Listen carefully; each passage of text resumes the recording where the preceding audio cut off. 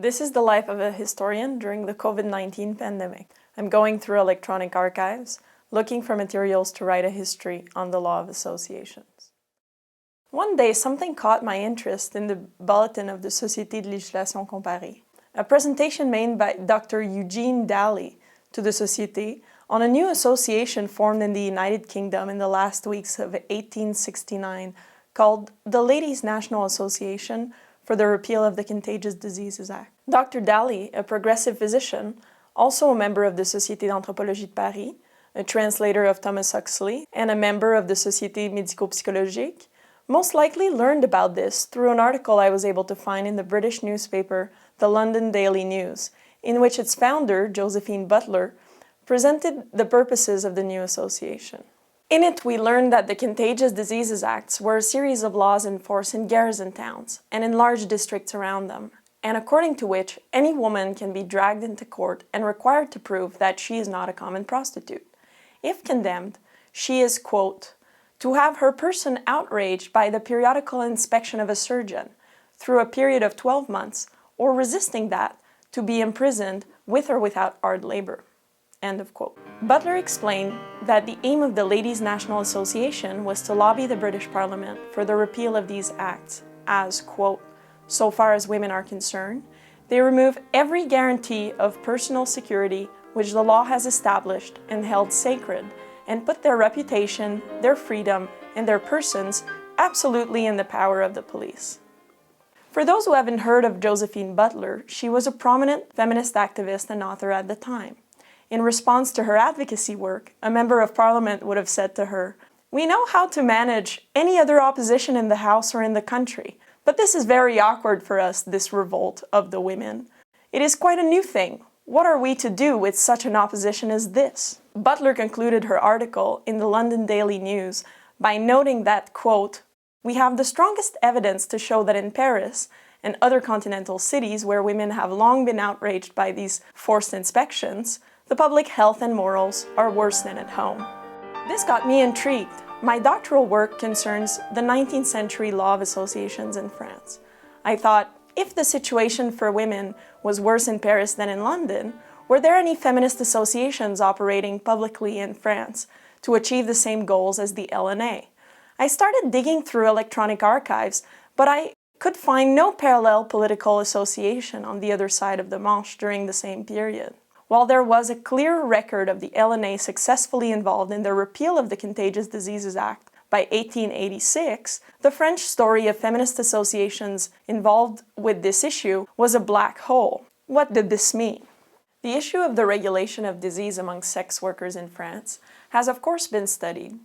Legal researcher Samantha Pratali recently completed a thesis on the topic of laws in France that were parallel to the UK regime. Pratali shows that while the incarceration of sex workers for redemptive purposes long existed in France, the regulations, or règlements de police, targeting prostitution in order to fight sexually transmitted diseases, date from the Napoleonic era. The regulations sought to control the transmission of syphilis in particular, because of the risk posed to national security if large numbers of soldiers were to be incapacitated. Syphilis is an illness that requires the administration of antibiotics, so it could not be cured in the 19th century. These essentially municipal regulations allowed police to subject women suspected of involving themselves in sex work to forcible medical examinations, and led to the mass incarceration of women in overcrowded facilities where they had to perform hard labor. The language of contagion used to describe the threat posed by syphilis was intertwined with the more insidious contagion of bad morals, les mauvaises mœurs, and they both worked to justify the incarceration of licentious women and girls in correctional facilities, a practice which lasted until the 1970s, long after the syphilis epidemic was no longer a threat.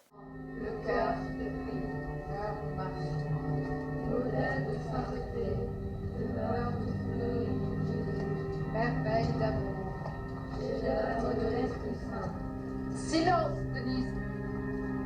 Regarde tes pieds. Foyer d'amour. Regarde tes pieds. Nos cœurs. Did this mean that no associations arose in France to combat these practices? I felt that simply could not be true, since I knew that there was an active feminist press in France in the late 19th century. I started scouring through its pages. Eventually, I came across a series of 3 articles published by a female journalist, Guignat Avril de Sainte-Croix, in a feminist newspaper called La Fronde in 1897. Her articles mentioned the unfairness of the regulations on prostitution and cited demands that they be abrogated, but mostly, she exposed the horrible living conditions of these women in jail. In particular, the abominable promiscuity, the training in vice of the prisoners by one another, the insufficient food supplies, and the exploitation of the detainees by jail authorities. And there, to my surprise, I found the mention of an association of people who were fighting these injustices, L'Œuvre des libérées de Saint-Lazare. I hadn't encountered that association before because it was not a political association and indeed could not be under French law at the time. As I looked further into it, I found that this association was not in fact equivalent to the Ladies' National Association of the UK. Though it was created at the same time as the LNA, in 1870 by Pauline de Grandpré, the Œuvre was not a lobbying association but rather a charity. Its mission was to help ex-convicts from Saint-Lazare regain an acceptable standard of living after they were freed. They also performed legal services for convicts obtaining ordonnance de non-lieu, where conflicting evidence to that of the police had failed to be raised before the judge, and thus contributing to getting some accused women out of jail. They also provided liaison services to women in jail, finding and contacting their families, getting them train tickets, and making sure they had somewhere to go once they got out.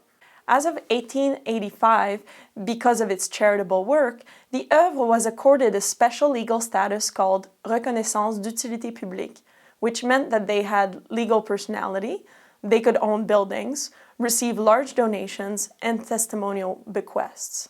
It turns out that very few organizations were actually granted that status.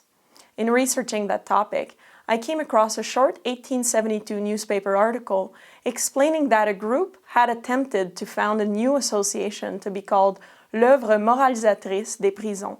It was to protest the terrible state of prison and seek prison reform. One of the founding members was none other than Pauline de Grandpré.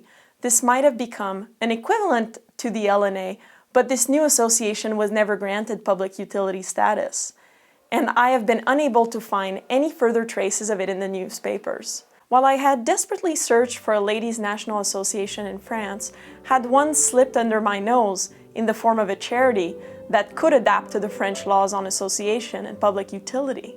Is that how women managed to associate under a regime that didn't recognize associations for political purposes by intertwining charity work with advocacy as a way to accumulate money, grow membership, and capture public attention? The founder of the Œuvre, Pauline de Grandpré, would go on to write a feminist manifesto in 1895, and Isabelle Beaugelot, who became the Director General of the Œuvre in 1887, and was the vice chair of the International Congress of Feminists in 1889. She also went on to become one of the women at the origin of the Conseil National des Femmes Françaises, one of the first groups to benefit finally from the 1901 legislation enabling a general freedom of association. What I was able to learn about Beaugelot's trajectory allowed me to complete the circle from France back across the Manche to the Ladies' National Association of 1869. This process of following leads in a kind of detective story taught me a lot about how to do legal history using the press as a main source. Instead of focusing on laws and regulations, legal research can involve looking for and showcasing how people organized and fought against them, or in this particular case, how they attempted to work within the more permissive or oppressive regulations governing associations in their own jurisdictions. C'est de la prison que je t'ai créé, mon pauvre Pauline. Je ne sais vraiment pas ce qui m'a pris à la visite. Je me suis fait coffrer l'autre soir et je te déclare. En attendant me voilà dans le tas à Saint-Lazare.